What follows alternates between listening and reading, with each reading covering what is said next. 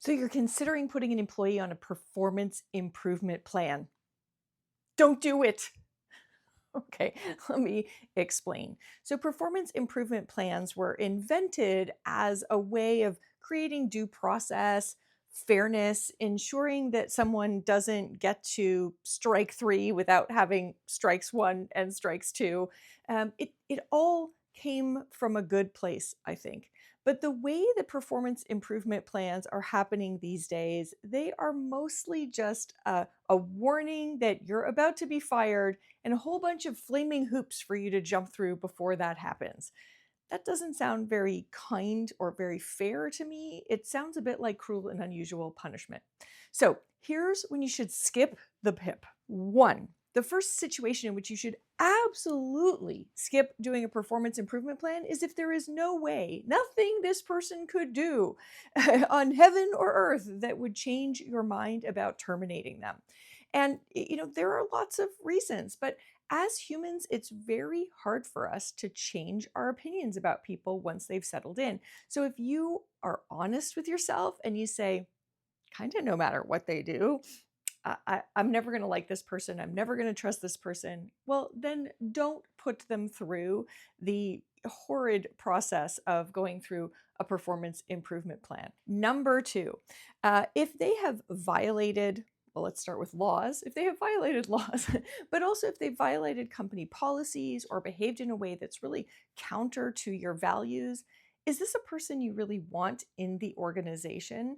And it may be that, particularly if others have been witness to discriminatory behavior or bullying or a variety of other things, that keeping them around, even on a performance improvement plan, really sends the wrong message to everyone else. And that's another key thing to think about with performance improvement plans. We can get very focused on the individual that the plan is for and forget that we have a whole bunch of other people who are performing well that have consequences as well. So think about that. If they violated for sure laws, but policies or important values, it may be forego the PIP, go straight to termination. Number three, and this one is on you, I'm afraid. So skip the PIP if you haven't actually done proper performance management of the person so far. Again, I think about this as a performance improvement plan is definitely strike three.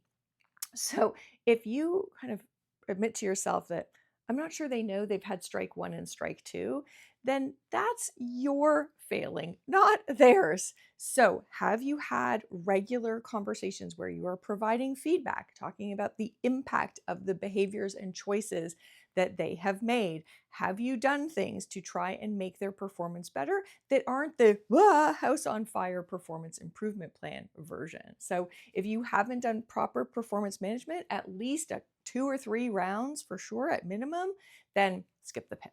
Four. Now, if you if you have not positioned the person to be successful, then their lack of performance and lack of outputs and outcomes, again, is not something that justifies going to this very rigid, very severe performance improvement plan.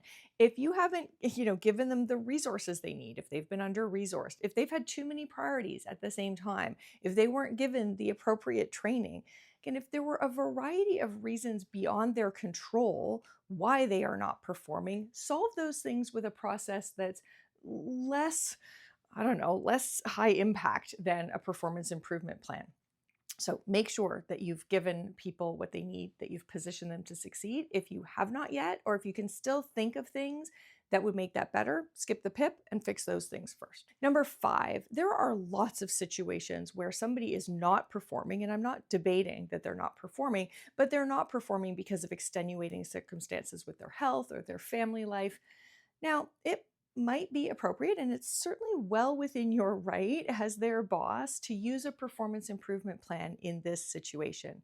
But again, when we escalate to something as severe and something that feels punitive, like a performance improvement plan, it's not great for, for our reputation as a company that's empathetic and really helps people through these rough times. So I would say if you haven't yet kind of understood, is there something going on for you? Is there anything else affecting your performance beyond your capability and your motivation and things that are sort of more typically associated with your work performance?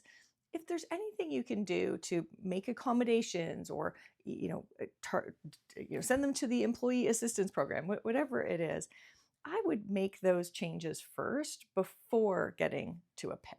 Number 6, and in some ways one of the most important ones, you should not do a PIP if the problem is their personality rather than their performance, because a performance improvement plan is a performance improvement plan.